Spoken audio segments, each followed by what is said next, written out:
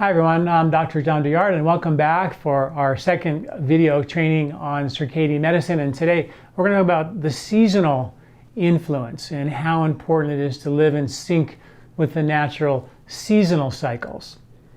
This is powerful, right? I mean, birds migrate, whales migrate, leaves turn red, fall off trees. Seasons are powerful, major shifts in our rhythms, and how important it is for us to understand those rhythms and to live in sync with those natural cycles. And it's really, really important. You know, I wrote a book in the year 2000 called The 3-Season Diet, which was all about how to eat in sync with the natural rhythms, right?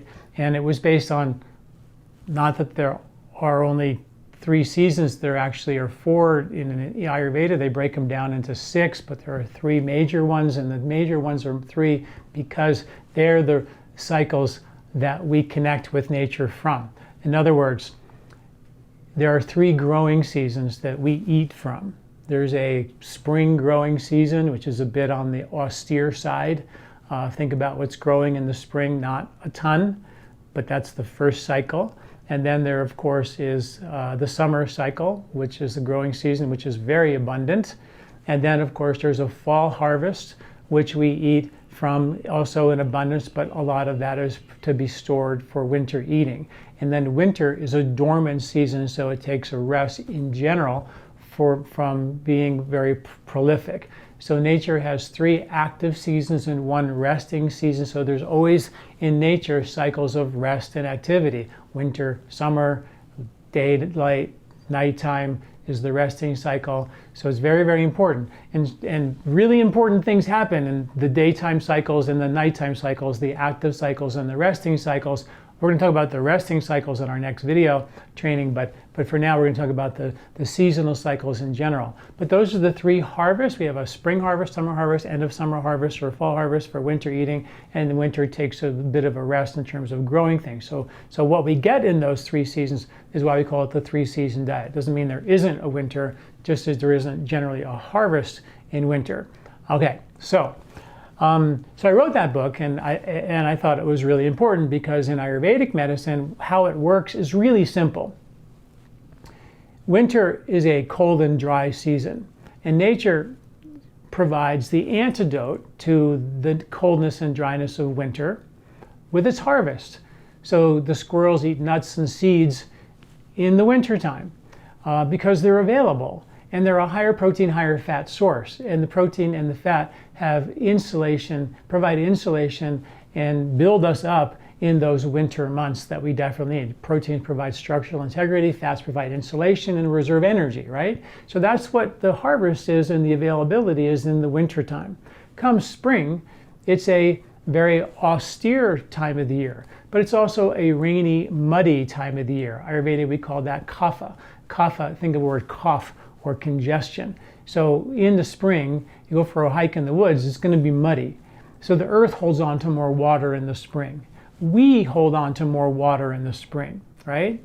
And if you're eating a lot of mac and cheese and pasta in the spring, which isn't harvested in the spring at all, and you have a constitution that has a lot of spring-like or kapha-like qualities in it, right? Then you run the risk of having some issues, right? You end up having a very, what we call kapha diet, which is kapha increasing diet, mac and cheese and pizza, which is out of season. You're a kapha body type, heavy, tend to be a little on the congestive side anyway. And you're in the spring season, which is building up more mucus in you during that period of time. So you start seeing your body starting to stack more of these kapha qualities, and you become more vulnerable to the increased risk of congestion and allergies or asthma or breathing problems or gaining weight or holding on to more water or lymph congestion. All these things happen from the boggy spring time of the year. But nature said, don't worry about it. I got this if you would just listen to me. And what nature is harvesting in the spring is generally a very low kind of calorie restricted, more austere diet of leafy greens and sprouts and berries and very light things. We'll talk about more about that in just a minute. But that's the antidote. Nature provides more kapha in the spring. That helps grow things because the slimy, mucousy, heavy, muddy warmth of the mud helps to germinate seeds, and things can grow from that, which is really important. But nature says, but if you get too much of that, we're going to give you the antidote to make sure you don't get too mucousy in that regard. So we're like, how cool is that? And then summer, of course, is the hot season. It's the long day season. It's the active season. It's when the birds they fly here. They have babies. They lay their eggs. The babies have to learn how to fly, figure out how to then migrate in a few short months, sometimes 10,000 miles, to get their migration patterns taken care of. That's a lot of activity that takes place during the summer month. And it's very, very hot. So nature's response to that is to give us cooling fruits and vegetables. And that's the simplicity of nature. We have winter, cold and dry. Nature's antidote is heavy and warm. Spring, it's wet and muddy and rainy. Nature's antidote is very dry and austere foods, not heavy, mucousy, wheat produced, grain, starchy kind of foods. And the summer, we have a lot of heat. We have cooling fruits and vegetables. So that is, I think, that was what I wrote about in my 3-season diet book of how to eat in sync with those natural cycles. Unfortunately, nobody read that book, or not that many really read it. I still think it's really important. But so what we did was we took the information and we broke it up into monthly packets. And we now deliver that for free every month. And every month I update that with the newest research as well. And it's called the 3-Season Diet Challenge. So if you want to look into how to live in sync with the natural cycles, then join me and download our 3-Season Diet Challenge for free. It gives you all the information that you need of how to live in sync with the natural cycles and eat in sync with the natural cycles. We give you grocery lists and recipe lists and superfood lists for every month of the year. And we keep building it up and giving you more research and tips about what to do in October and what to do in November and May and June and July. And so you get to really understand, okay, this is what I should be thinking about as this season begins to shift. We even give you all the flowers that are harvested from every month of the year during the spring and summer, and which ones are edible and some of their benefits that are now beginning to be understood, right? Eating flowers is like an important thing, always was, and Ayurveda was all about that, but we don't really talk much about that. Okay, so then there was this study that sort of blew my mind many, many years ago, where I read a book. It was in a book called The Forest Unseen, where this botanist took a square meter of earth, and he watched what happened and what crawled into it, what grew on it for a whole entire year, and measured it to every little precise detail. And then the deer came into his little square meter and started eating some bark on the tree. And he noticed that the deer would eat the bark on the tree in the winter, but they would eat the leaves in the summer. And then he did research and found that the microbes in the deer were different in the winter and the summer. The microbes in the winter gave the deer the ability to digest tougher things, like bark, in the winter. In the summer, they had different microbes in the gut that were allowed them to digest things like leaves, which were very easy to digest. And then he went on to say that if they gave the deer the bark in the summer, where they had the leaf-eating microbes, it would cause such a level of indigestion it could kill the deer. And I was like, wait a minute. You're telling me that when the deer eat out of season, they eat bark in the summer instead of in the winter, when they had microbes for bark in the winter, and they didn't have microbes for bark in the summer, and they ate bark in the summer when they had leaf-eating microbes, it would cause a level of indigestion that could kill the deer. And I was like, wow, are you kidding me? So that would made me think how important the 3-Season Diet book that I wrote was, and how beautiful Ayurveda was, because it was really all about seasonal eating. I mean, thousands of years ago, they didn't say, you should eat seasonally, because there was no choice not to eat seasonally. You only ate what was available. That was all there was, right? So this idea of having to eat seasonal is only a thing now, because we have refrigerators and truckers and all this stuff that takes stuff from around the world that we eat. And now we have to have a decoder for what's in season and what to eat more of. And that's the beautiful concept of learning how to live in sync with the natural cycles, is that we in fact should be thinking about eating more of what's in season. It doesn't mean you have to only eat in season and never eat anything out of season. well, we should be thinking about how we can get more of those seasonal foods, because they provide a very important thing. They inoculate us with bugs, with microbes that are changing from winter to summer to spring. So way back when I wrote my first book on this, I found studies that showed that the soil microbes would change from winter, summer to spring. And I was like, okay, if the soil microbes change from winter, summer to spring, and we know that the microbes attach to the roots of most plants and the leaves of most plants, but mostly the roots, and they really surge in the spring, that good chance that those microbes are inoculated in our gut with special bugs, and that our intestinal tract should change from winter, summer to spring in terms of the microbiome as well. Well, about a year ago, Stanford came out with a study, and they did studies with the Hadza tribe in Africa, the last remaining hunter-gatherer tribe, and they found out, guess what? Their bugs dramatically changed from winter to summer to spring. That's exactly how it works, is that our gut bugs should change from winter to summer to spring. But we don't have a lot of bugs on our food anymore, because our food is sprayed with pesticides, and they kill all the bugs. So we don't have the inoculation of those bugs, so our gut bugs don't change from one season to the next. So we don't have the ability to have the bugs for winter, to boost our immunity, to decongest us in the spring from all that extra kapha, to dissipate the heat in the summer from all that pitta. We don't have that luxury anymore. And those bugs that inoculate our gut from each season happen to be the precursors for the enzymes to digest those foods in the summer. Turns out there's an enzyme in our body called amylase, which is increasing in your bodies and mine every season when the starches are harvested, which is in the fall. So it turns out that amylase is an enzyme for digesting starch that we expressed about 2 million years ago. That was a starch digesting enzyme. So in general, we don't usually acquire a gene over time unless we're doing that, and therefore need that gene to make it happen automatically, right? So we seem to express genes for certain things because we're doing it a lot.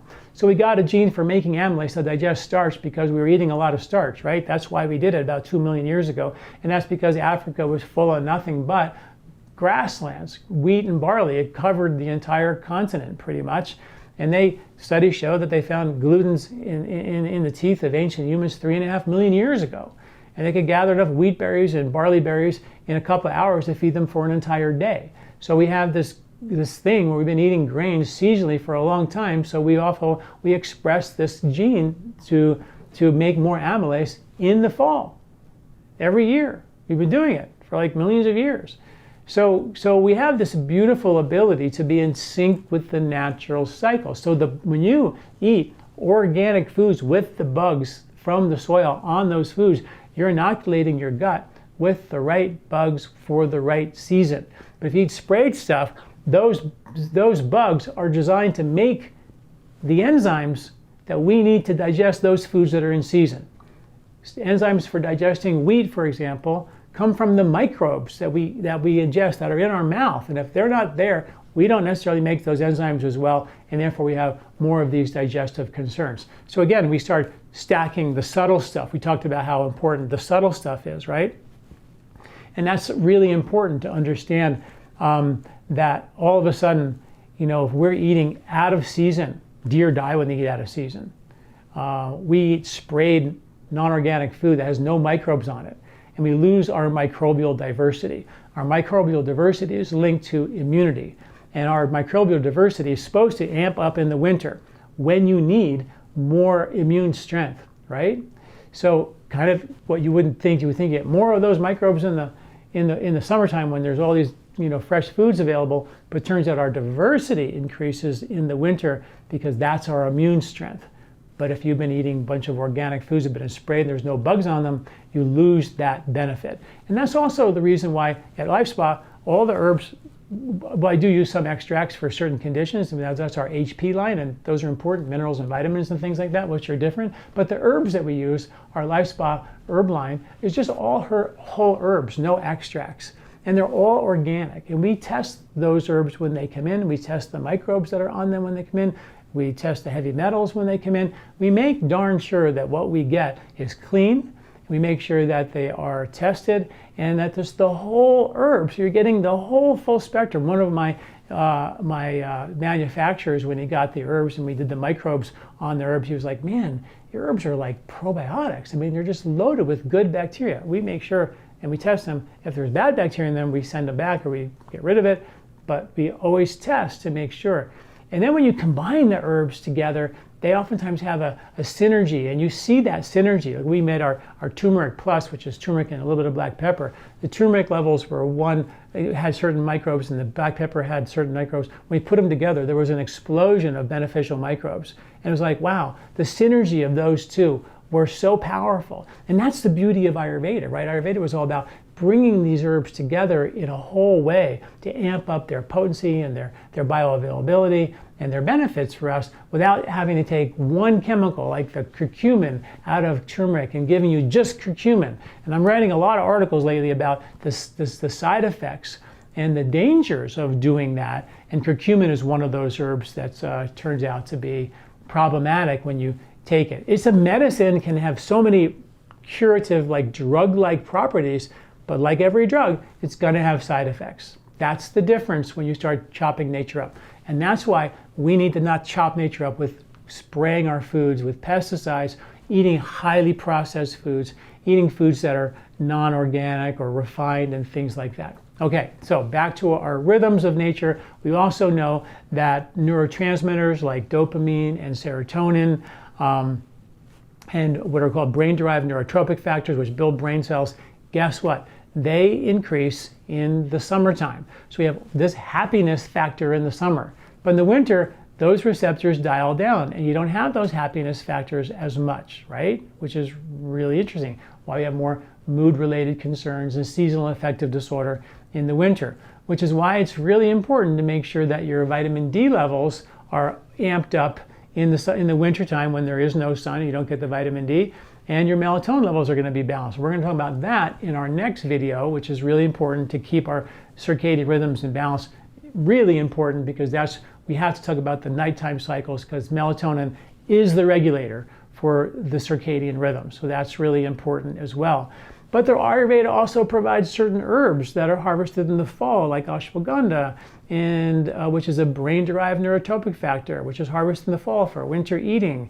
Fish oils, the cold water fish with all the cold water fats, the omega-3 fatty acids, they migrate from the north to our continent. And then fishermen would fish those fish here and get those really good cold water fish here in the winter when we need those essential fatty acids. And those omega-3 fatty acids turn out to be brain-derived neurotropic factors. So they help deliver more of that when we need that because our receptors for those become dialed down a little bit in the winter months. Bacopa, also a root harvested in the fall, a brain-derived neurotropic factor as well. Amalaki, really cool circadian rhythm.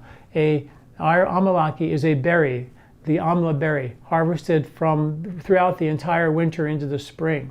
Amalaki is about 20 times more vitamin C in it, pound for pound, than an orange would have. And the vitamin C turned out to protect the fat-soluble vitamins, the A, D, E, and K, and fat-soluble vitamins are really important in the winter. And when you would, in the winter, before vegetarian times, you would, if you were a hunter-gatherer, you weren't gathering so much in the winter, you were hunting more in the winter, which means you ate the entire animal, which meant all the organ meats as well, and that's where you get all your fat-soluble vitamins. But those fat-soluble vitamins are really, really vulnerable to being rancid and being broken down. So then you have the citrus fruits like lemons and oranges and grapefruits and amalaki, which is a winter harvested berry loaded with vitamin C, and that vitamin C actually particularly protects and can reconstitute broken down fat-soluble vitamins. Like, wow. And those fat-soluble vitamins are the fats that balance vata. Remember, in the winter when it's cold and dry, nature provides the antidote to that cold and dry with more nuts and seeds and more fats. The fats dampen the coldness and dryness. They're the antidote. So that's what happens in the winter months, right? Like, who knew that? And amalaki, particularly in the winter, is really important for arterial health, and it also has vitamin E in it.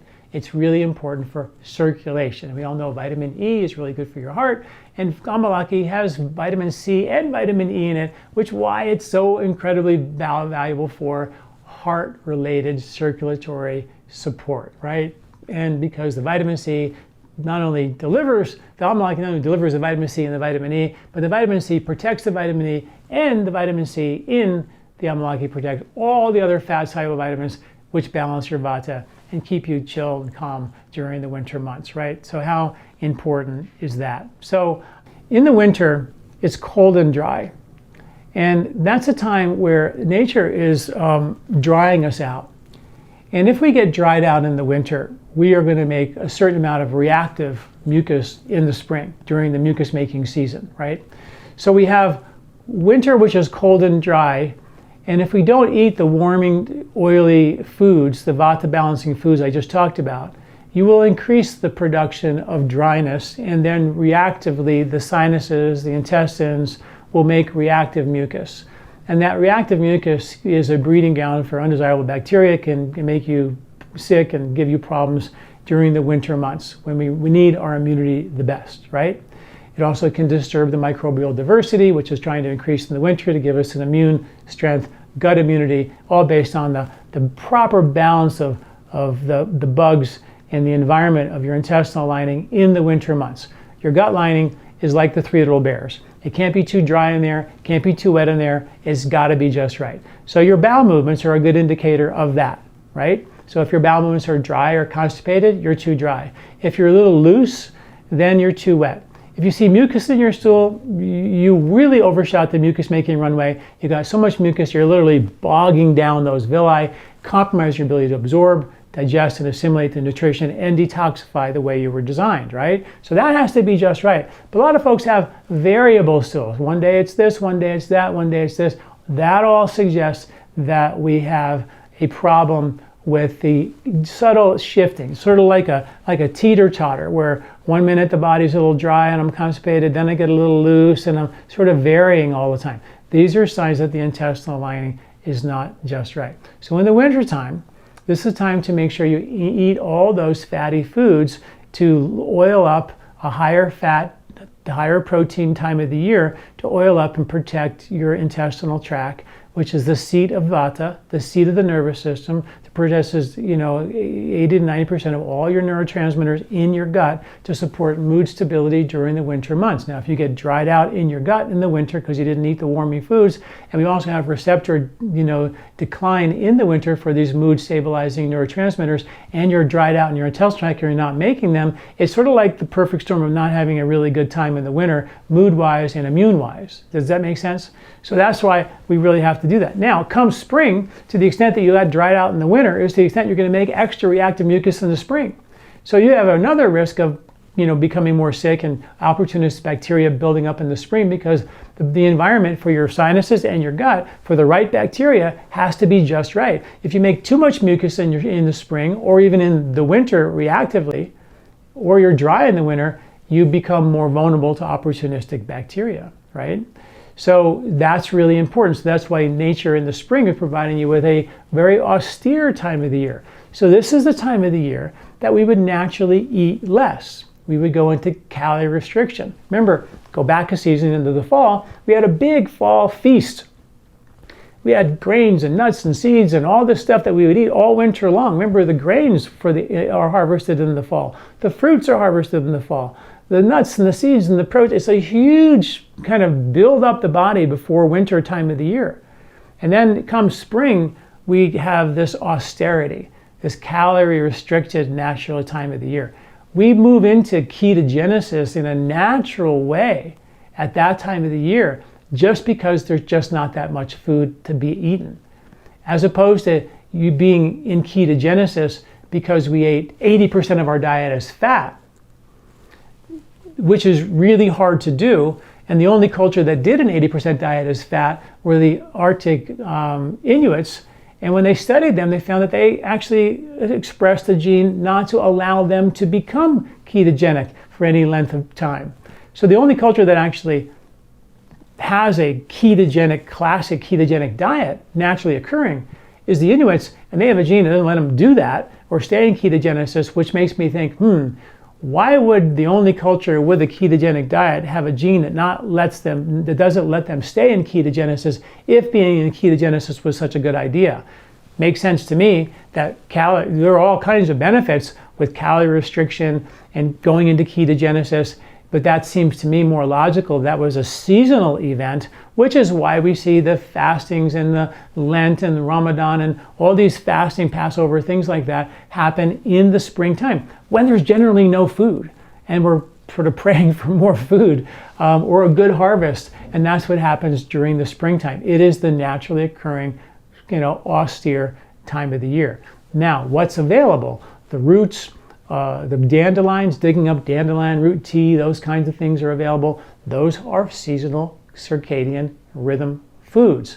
So historically, if you lived in America, you ate dandelion root tea. That's what you did. And you can use the salty version or the plain version. If you add some sweet, you could add a little honey to it. But that's what people drank. And they would dig up those dandelion roots in the spring. And that dandelion is loaded with potassium and loaded with diuretics, what helps you move what in the spring? Kapha, water, fluid out of your system. So having those dandelions, which in France was called pissenlit, which means to pee in the bed. That's what they called it in France before some other French guy came here and decided to rename it dandelion, which is the tooth of the lion, not realizing that plant had already been named pissenlit in France. Not sure how all that went down, but the bottom line is people knew that if you drank that tea before you went to bed, you might pee in the bed because it is a diuretic, and that's exactly what you need in the spring to get rid of the excess mucus and the earth holding on to more water during that particular period of time. So the roots, which are loaded with what? All the bugs, microbes swarm to the roots in the spring. There's an explosion of bugs in the spring. You eat those roots, you then inoculate your body with those new bugs, the beginning of nature's new year with a brand new stable of bugs for the entire season. And then you make a twist in the summer, another twist in the fall, and you create this beautiful cycling of different types of bugs from one season to the next. The bugs, turns out, the bugs in the springtime, the actinobacteria, are really designed for fats and for fiber, and which you would eat in the springtime. And the bugs in the fall, which in the summer, the bacteroids are more designed for digesting carbohydrates, right? So what we have is a natural shifting of bugs based on the foods that we eat. We know that, that's hard science. So if we just eat the same food all year long, we'd never really make that shift. And because, like I said a while ago, we have a culture, a food industry that's been giving us, lots and lots and lots of starch all year long in a super highly processed way that we really can't digest that well. So we ended up with all these bugs, as these carbohydrate digesting bugs, these bacteroids that take over our gut, which are linked to obesity and diabetes, because we got really, really good at eating food that deliver bugs that deliver sugar. And nature said, well, you're not supposed to do that all year long. You're supposed to have that in the fall and in the end of the summer when those are available. And you have amylase increasing in your body at that time of year to help you digest that. But then comes spring, you have different types of bugs, actinobacteria and firmicutes, which are different bugs that surge and help you burn fat better, right? So this is the beautiful shift that's supposed to take place that doesn't really take place because we eat the same highly processed food that's been sprayed, has no bugs on it. So understanding the seasonal influence and how beautiful it is so powerful, again. So that's spring. And so in the springtime, nature is providing this very austere diet, a very low fat, kind of low calorie kind of diet. Nuts or root vegetables and light spring greens and some berries at the end of the season. There's sort of a 1-2-3 punch that takes place in nature. After a long winter of all the heavy foods and sometimes producing reactive mucus as a result of being dry or vata aggravated, which happens at the end of that summer, to the extent that you get dry is to the extent you'll produce more mucus, and that mucus can line your intestinal villi, clogging them up and not letting them absorb, detox, and deliver nutrition or waste out as well as it should. So nature says, I got this. I'm going to give you dandelion rootie to pull all that mucus out of those villi in the spring, to scrub and clean with all the bitter roots that are harvested in the spring. Beautiful thing. Dig up those roots. That's what the deer do. If when the ground melts and the snow melts, they dig up those roots and they start digging up and eating those roots that scrub and clean their little villi. We did the same exact thing. We don't do that anymore. We're not going to probably go dig up roots, which is why I take herbs like liver repair and turmeric plus and different herbs to help give me those bugs that are whole herbs, organic, have all the herbs, but they also have the right properties for spring, right? To tie it together with nature. Then nature says, I'm going to give you the chlorophyll and the leafy greens to fertilize those new bugs that are trying to be inoculated. Because when you eat those roots, you're not only scrubbing the villi, they're loaded with good new spring bugs, and you're getting this inoculation that's taking place, which is really cool, right? So if you think about spring, it's that fluorescent green that you see in the valleys of spring, right? It's a different green than summer green. Those are loaded with chlorophyll, loaded with phytochemicals, sometimes 400% more than the full-grown plant. So this is like nature's near to completely surge nutrition into the system in a really powerful way and help feed those bugs with fiber and greens and phytochemicals and micronutrients in the springtime. And then on the outside of your intestinal wall is your lymphatic system. Big deal in Ayurvedic medicine. I've written a lot of articles on the lymph. But the leafy greens also have lymphatic cleansing benefits to sort of clean the circulatory channels. So your waste removal channels, your delivery of fat channels are really clean.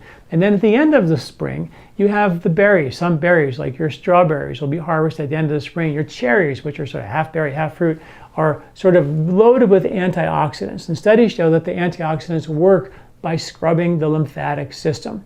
If you want to learn more about the lymph, download my free lymph ebook. It gives you all the science behind the lymph from an Ayurvedic perspective as well. It's pretty cool.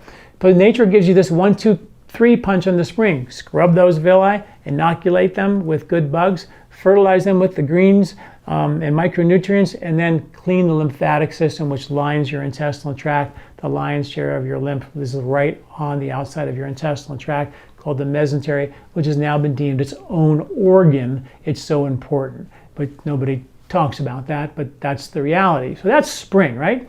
So then in spring, if you don't get rid of all that mucus in the spring, then the summer bakes all that sort of mucus that didn't get cleaned out with the spring roots and all that onto your intestinal lining, creating hardened mucoid material, which makes it like hard and stiff, and now you lose absorption and assimilation and detox and all that sort of doesn't happen. Predispose you to leaky gut syndromes and indigestion and vulnerability to not handling foods very well, like wheat and dairy and nuts and seeds and grains. And all of a sudden, because my intestinal lining is broken down, I can't eat certain foods, so the foods must be bad. We've been eating those foods, grains, nuts, seeds, legumes, lectins, for millions of years, okay? So it isn't the foods that are bad. Of course, you know, pesticides, preserved, refined foods, yeah, those are bad. And they will contribute to the breakdown of your intestinal lining, but it's not the whole story. You know, if you go into summer and the summer starts to bake these foods onto your intestinal lining, then you lose absorption and assimilation, and then the heat can overwhelm you, and it can cause a situation where you have more irritation and inflammation in your gut. So at the end of every season, you have an accumulation of the properties of that season. So at the end of winter, you have more vata aggravating properties, more dryness. And then spring will antidote that dryness. But at the end of spring, you have way more mucus. And nature gives you summer to help burn up and dry up some of that mucus. But and then at the end of the summer, you can accumulate heat, and that heat can turn into dryness. And if you have summer, which is hot and dry, and you go into winter, which is the antidote to the hot of summer, but winter is also dry, so we go from hot and dry to cold and dry, and what happens is dryness begins to accumulate. So we can go into winter already amping up dryness, which means nuts and seeds may not do the trick to give you the lubrication and the unctuousness that you need to keep your vata in balance in your intestinal tract. So nature says, I got this. And it harvests the super cooling foods at the end of the summer. apples and pomegranates and watermelons and all the greens to really cool down and get that heat out of the system, to bring that heat down. And then we don't have, because the more hot you get, the more dry you get, right? Think about a desert, it's hot and dry, and the heat makes the dryness worse. So we naturally go in summer from hot and dry to cold and dry. We want to make sure that we antidote the accumulation of the heat with cooling foods, and the dryness also with those cooling foods. So then the nuts and the seeds of winter and the unctuous foods and the soluble fibers you get in the grains, the oatmeals, the grains are slimy, and they coat, heal, support, repair your intestinal skin, right? So beautiful when you think about it. In the winter, you get soluble, slimy fiber, which is what your bugs love to eat, to increase that diversity in the winter to give you gut immunity. But in the spring, you get roughage, you get insoluble fiber. You know, all the roots and the leafy greens and all that stuff that's hard to digest, that scrubs and cleans those villi. It's insoluble fiber, and that's what we want in the spring to clean out those villi. But in the winter, different story. Soluble fiber, that's what the gut bugs eat. That increases diversity, that increases immunity, and it slimes up and antidotes the dryness, along with the nuts and the seeds, which are oily, to antidote and calm down that vata, right? How beautiful. So that's why in the Northeast and Northwest, people in those places, they grow apples. They eat apple pie, apple butter, apple cider, apple sauce, apple everything in the winter and at the end of the summer, and that gives them loose bowel movements. And so beautifully, nature's way of getting rid of excess heat is to give you what's called purgation or loose bowel movements. And the best example of that is, like, think of a baby, for example. A baby who has a fever will also have diarrhea. The body's way of getting rid of the fever or the heat is to get looser stools. So when you start seeing your stools becoming looser, you have probably more inflammation, because you have the word flame in that word, which means you're increasing pitta, right? So nature's way of getting rid of the excess heat that can turn to dryness in the winter and then produce reactive mucus in the winter that can set you up for immune compromise and undesirable bugs to proliferate. You with me? Is to purgate at the end of the summer. And that's why Ayurveda uses all these beautiful cleanses using ghee and khichdi every time the seasons change to support that transition, which is so powerful and so important for us to be able to do that. And why Ayurveda was not such a big fan of doing fastings, like we talked about in this first video 1 of this training, because when you just fast, you don't contract your gallbladder. And the studies show that when you fast, that the #1 cause of gallbladder disease, which is the #1 abdominal surgery in America today, is removing your gallbladder.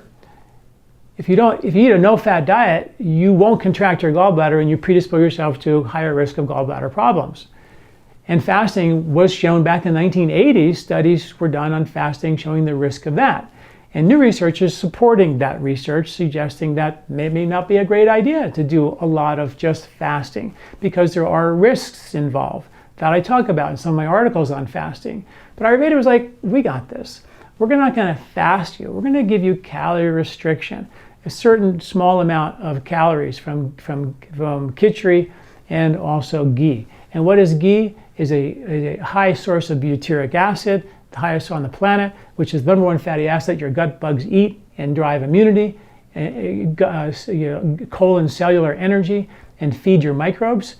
All that comes from what's basically in ghee, and the ghee forces your gallbladder to contract, flushes that gallbladder, so you never have the risk of the gallbladder not contracting or building sludge or stones in the gallbladder during a cleanse. So this is something Ayurveda knew thousands of years ago.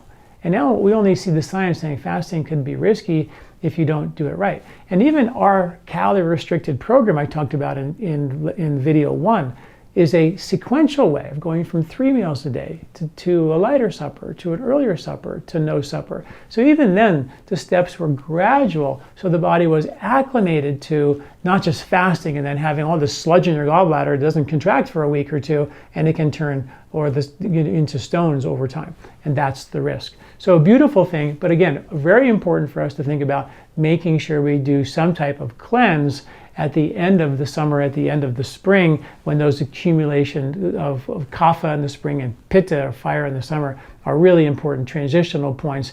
And we have 3 cleanses. We have the short home cleanse, which is a free ebook. That's just a 4-day cleanse you can do. We have our 5-day Kaya Kalpa cleanse, which is more of our retreat cleanse. That actually, all the cleanses match the research on stem cell activation and autophagy, but the Kaya Kalpa cleanse is precisely that. And then we have our 2-week digestive lymph liver reset cleanse called the Colorado cleanse, which is our big cleanse to really change things and really make permanent changes in digestive strength while giving you a scrub of lymph and liver and pulling toxins that are stored in our fat cells out of our body, and there's good science to back that up. Anyway, point being that it's so beautiful how nature had all this understood and how Ayurveda designed these cleanses that were really valuable for us, that really help flesh out the gallbladder, which is a real concern for us. So we have these three seasons. We have the fall harvest, which is higher in carbohydrates, higher in starch, right? It's a time when we're surging all these carbs and surging all these proteins and fats in our body to deliver energy and reserve energy and insulation for the winter months.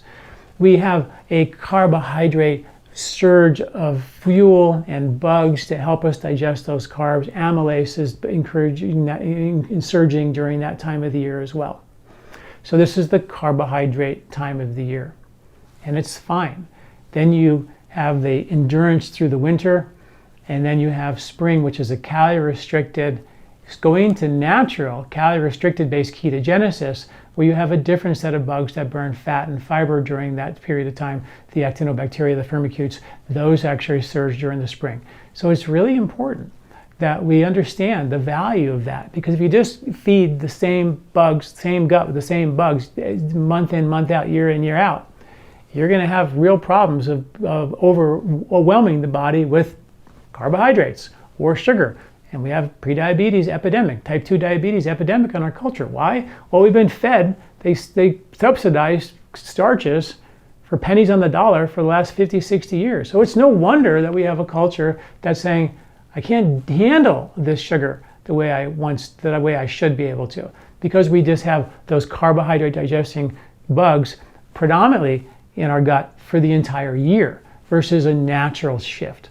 So beautiful, so simple, yet something that we just seem to ignore and don't understand the value of understanding how important it is to make those changes. So looking to make those seasonal changes is, I think, a valuable tool for your health and your longevity and everything else. So that's the plan and the understanding of seasonal eating. And to understand what to eat, we have grocery lists for winter, summer, and spring. You can download those for free.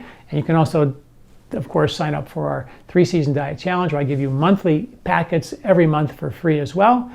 Download our weight balancing ebook, which gives you that time-restricted eating plan, Ayurvedically, that's really safe and safe, as well as start thinking about your seasonal cleansing, either with the short home cleanse, Kaya Kalpa cleanse, or the Colorado cleanse. Take a look at those as your transitional opportunities, or just do it with diet. Just be really extreme with your diet. All kinds of ways to make that happen.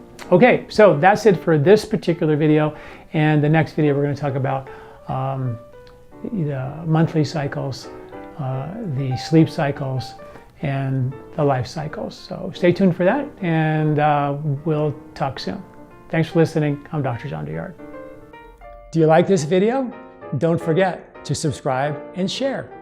This recording is brought to you by LifeSpa, where ancient Ayurvedic wisdom meets modern science. Get access to free health video newsletters by Dr. John at lifespa.com. These statements have not been evaluated by the FDA. These products are not intended to diagnose, treat, cure, or prevent any disease.